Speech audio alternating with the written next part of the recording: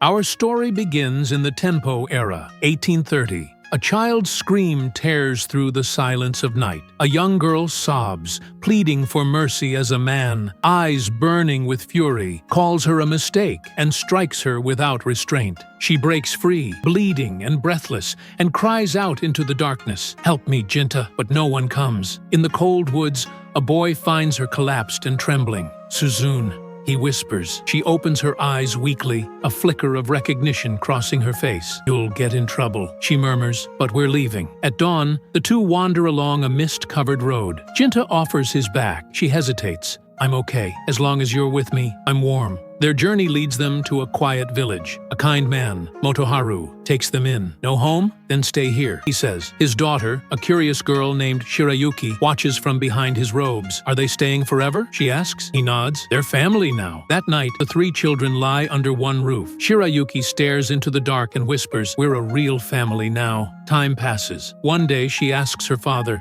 "Are you a samurai?" He smiles gently. "I'm a sentinel. I protect what must be protected." The seasons flow quietly. Shirayuki and her friend Chitose share dango near the riverbank. Meanwhile, Jinta trains under Motoharu's watchful eye, failing, rising, and trying again. "I'm not strong enough," he groans. Motoharu replies, "You will be. Keep training." At home, Shirayuki asks about her mother. "She's in the shrine," she says softly. "No one sees her anymore, not even me." The years slip by. By Tenpo Year 3, Jinta and Suzune are part of Kodono's rhythm. One morning, Suzune throws a wooden sword at Jinta. "Let's spar," she beams. "You'll get hurt," he warns. She smirks. "I'm stronger than I look." They clash playfully, but not far away. Shirayuki watches, expression unreadable. Soon after, a grave meeting is held. The village elders gather around Jinta. "That's the third demon you've slain this year," one says. Jinta bows his head. "I only fulfill my duty." "What form did it take?" asks another. A traveler, red eyes, lied its way into the village. The elders grow grim. "They're after her," one mutters. "The shrine maiden," another says. "The Itsukihime. If a demon devours her liver, legend says it gains immortality." A chill fills the room. "Your blade is unshaken," the elder continues, "but your heart, can it bear what's coming?" Jinta doesn't answer. Later that evening, he walks through the quiet with another young warrior, Kiyomasa. "You're the village's hero now," Kiyomasa sneers. "Does it feel good, carrying all that weight?" Jinta remains silent. Under moonlight, Shirayuki meets him near the shrine. "Don't call me princess," she says gently. "You're the only one who still calls me Shirayuki. I promise to protect you," he says. "I still will." The next morning, Jinta finds Suzune waiting at the shrine gates. He frowns. "You're not allowed here. I just wanted to see you," she smiles. "If anyone sees you, I'll be gone before then," she says with a grin, darting away. Jinta watches her disappear, shaking his head with a sigh. That same day, the elder visits Shirayuki. "It's time," he says quietly. "For the good of Kodono, you must marry." Later, she and Jinta walk in silence. The morning fog clings to the trees. "I've made my decision," she says softly. "I'll become the Itsukihime." He stops. "You'll be sealed away." She nods. "But this village, I want to protect it, like my mother did." Jinta looks down. "Then I'll become stronger, strong enough to reach you again."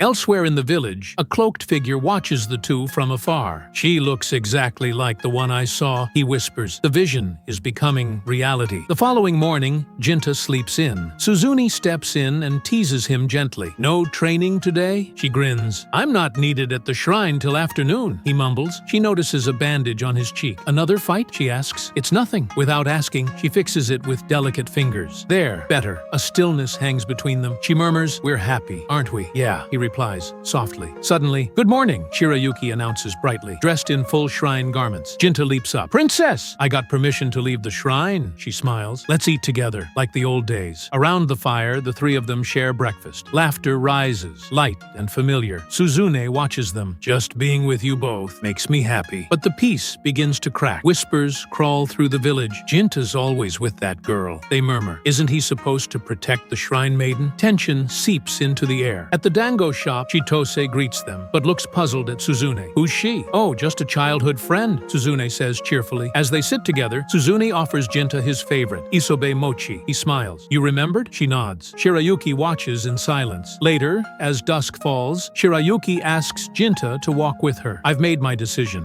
she says. He glances at her. "I'm going to marry Kiyomasa." His body stills. She continues. "They said I need to leave behind a child if I'm to die like my mother." Jinta doesn't respond. "But as Shirayuki," she said, voice trembling, "I wanted a life with you." A long silence. Jinta lowers his gaze. I swore to protect the Itsukihime, not the girl who once smiled at me. Her eyes shimmer with tears. Then, this is goodbye. No, he says, I'll serve you until the end. Elsewhere, hidden among the trees, a demon watches. Humans, always bound by duty and longing, how deliciously fragile. Back in the forest, Jinta walks alone through the mist of taboo forest, but the silence breaks. A feral growl. A towering demon bursts from the shadows. Claws rake across the trees as it charges. Steel sings. Jinta's blade meets fury head-on. Blow after blow. Blood splatters. He staggers. Wounded. You fight well, the demon grins, but you bleed for someone who chose another. I protect the village, Jinta growls. That's all that matters. The demon roars and slams him into the ground. Back at the shrine, Shirayuki senses something. She falls to her knees,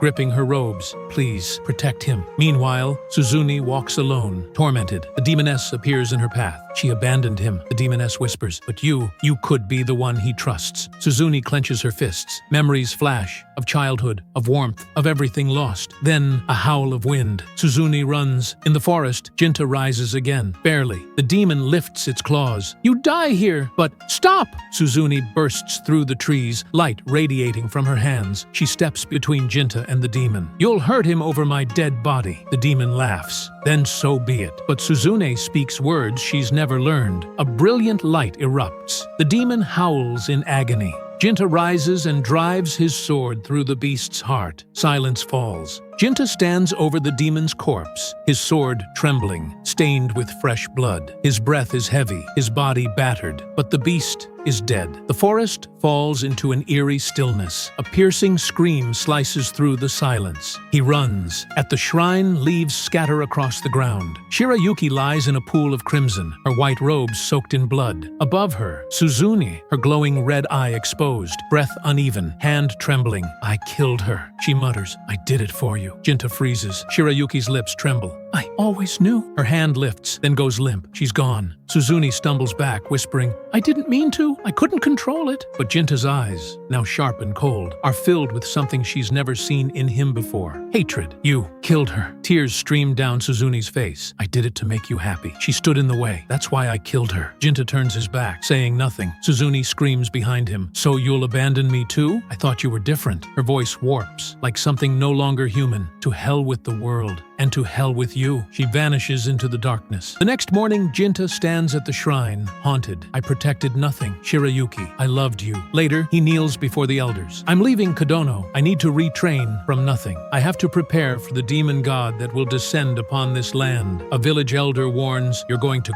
kill your own sister? Jinta replies coldly, I loved Shirayuki, but I hate her murderer. And if that means killing Suzune, so be it. But deep down, he still longs for a peaceful answer. They give him the sword Yarai, renaming him Jinya. A young girl cries as he leaves. Promise you'll come back. He smiles faintly. Save me some isobe mochi, okay? Epilogue. I never realized those tears he shed were the reason I'm here today. And so begins the journey of Jinya, alone, grieving, and preparing for the day he must face his sister or kill her.